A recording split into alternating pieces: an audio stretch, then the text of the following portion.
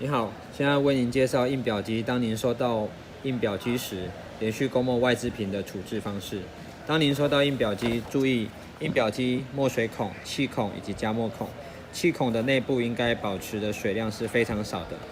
如运送过程中造成水量溢满，请第一个动作将印表机的墨水瓶、魔鬼毡拔下，墨水瓶躺平。